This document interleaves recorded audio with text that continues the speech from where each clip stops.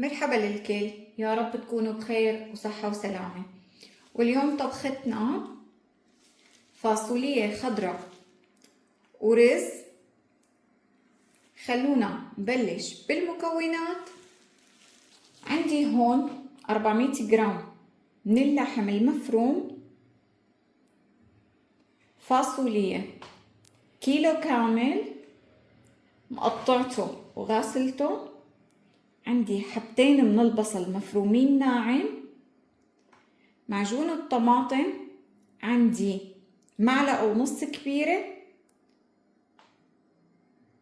وهون عندي كمان رب البندورة تقريبا 100 جرام.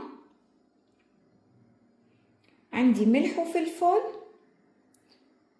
وشعيرية ورز مشان نساوي قدام منا رز بشعيرية. خلونا أول شي أعمل اللحمة، بدي أعملها كرات. عندي هون اللحمة 400 جرام، حضيف لهم نص معلقة من الفلفل الأسود،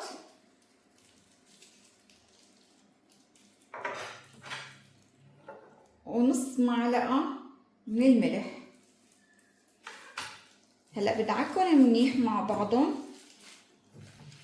هلا في ناس بتحب تستعمل اللحمة شقف، وفي ناس بتحب تستعمل اللحمة بعضمها كمان بيصير، بس أنا عندي هون اليوم اللحمة مفرومة. هلا مثل ما شايفين أنا دعكت اللحمة، فيكي تقليها مع دغري وتنزليها، بس أنا اللي عندي بحبوها مبينة ظاهرة أكتر. أنا حأعملها كرات صغيرة.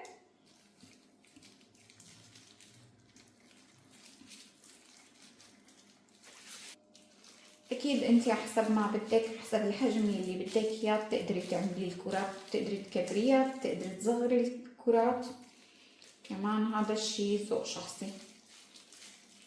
او اذا ما بدك دغري تقليها، يعني اذا بتحبي تقليها دغري اللحمة مع الفاصوليا كمان بيصير. انا هلا هون بعد ما اكورها حاشويها بقلب الفرن. هلا هون الكمية كلياتها خلصت معي. بجيب الصينية بحطها بقلب الصينية، بحطهم بقلب الفرن على درجة حرارة 250 من فوق ومن تحت، بدهم 10 دقايق. هلا عندي صينية الفرن، بس بنزل الكرات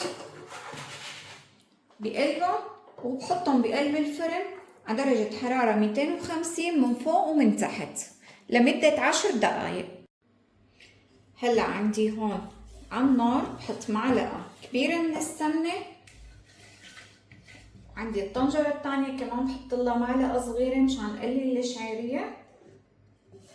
هلا بعد ما حميت عندي السمنة حنزل البصل. بدي اقلي.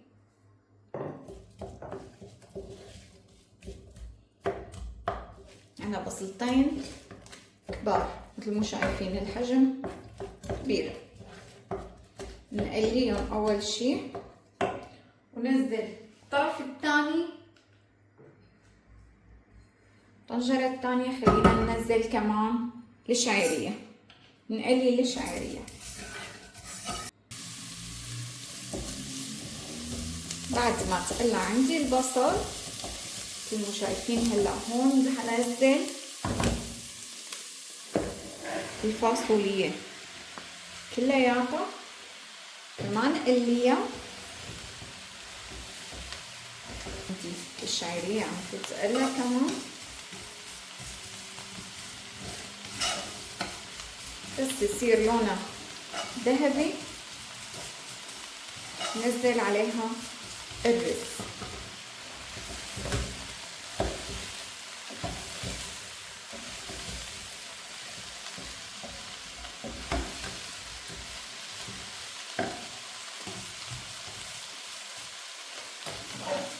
مثل ما شايفين صار اللون ذهبي.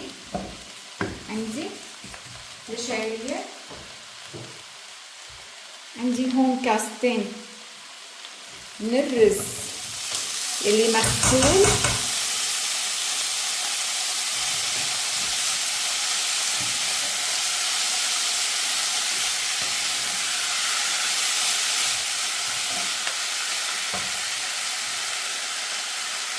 وتضيف نص معلقة من الملح على الرز.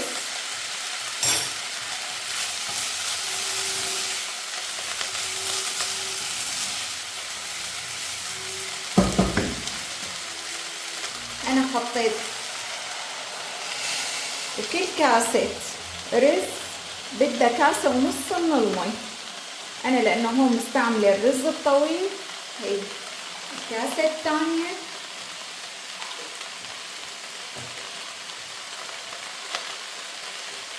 عندي الكاسة الثالثة هنزلها على الرز. حرك تحريكة بسيطة. أي شي ما بضيف لا الملح ولا دبس البندورة، لأنه إذا ضفتهم هلا وما كانت مستوية بتقسى معنا حبة الفاصوليا.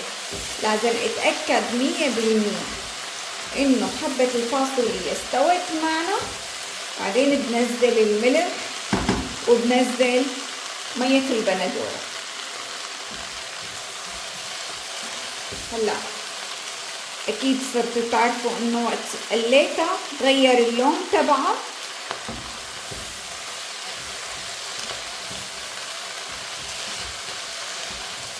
انا هون خلصت ال10 دقايق. حطفي تحت اللحمة اللي بالفرن.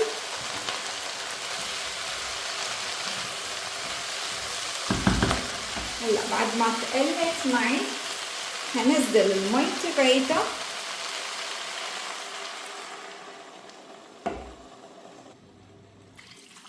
بدها 1.5 لتر من المي.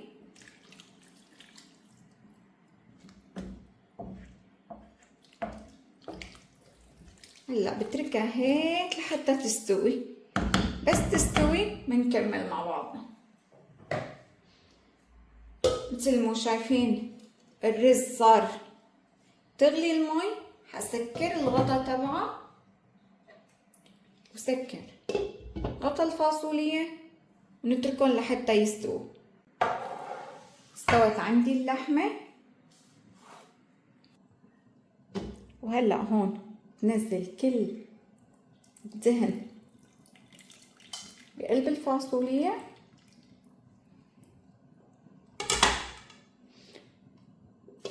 برجع بغطيها لتستوي وبترك اللحمة على جنب.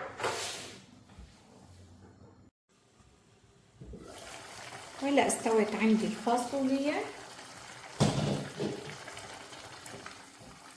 استوت 100%.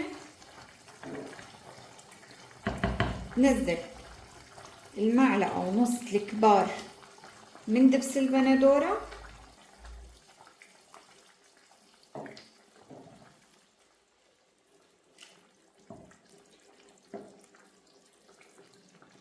وهون 200 جرام من رب البندورة بنزلهم كلياتها. عندي بندورة منصورة يعني. هلا اللي ما عنده يقدر ينزل بس مية البندورة، ما في أي مانع. هذا كمان اختيار شخصي. أو إذا بتحبي بندورة عندك مستوية تقشريها تعصريها وتحطيها بقلب الفاصوليا كمان بيصير. هلا بتركها شوي 10 دقايق لتتعقد معي.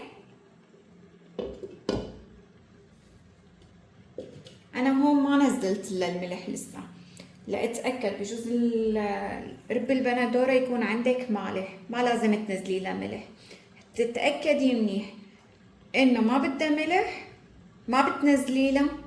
انا لتغلي عندي وتتعقد لحتى انزل لها الملحات. بدي اتركها 5 دقايق. وهلا هون كمان استوى الرز عندي 100%. شايفين كل حبة عم ينطر نتر. والله منظر بشهي وغير شكل. انا حاتركم مغطى لحتى يستوي عندي الفاصوليا، وبعد 5 دقايق نزل كرات اللحم اللي أنا كنت حطيتهم بقلب الفرن.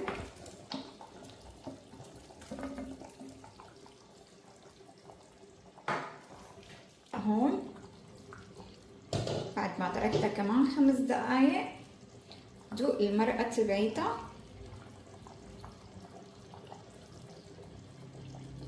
هلا بدها ملح، أنا حنزل نص معلقة كبيرة من الملح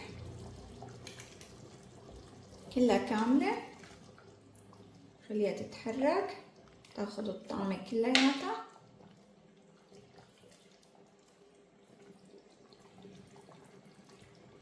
حطينا بس نص معلقة، أكتر من هيك ما بدها لأنه شوية حموضة فيها وملوحة. هلا كلياتها تمام. أكيد بنشوف المرقة شلون تخترت معنا. هلا اللي بلاقيها خفيفة فيه كمان ينزل. هلا البندورة حسب كل واحد وحسب عنده. أنا لقيتها ممتازة، أكتر من هيك ما بدي إياها، لا تقيلة ولا خفيفة. خلونا ننتقل لمرحلة السكر. وهلأ هيك بتكون خلصت معنا الفاصوليا الخضراء بكرات اللحم والرز. يا رب تعجبكم وصفتنا، ولا تنسونا من اللايك والشير والسبسكرايب. وسلام.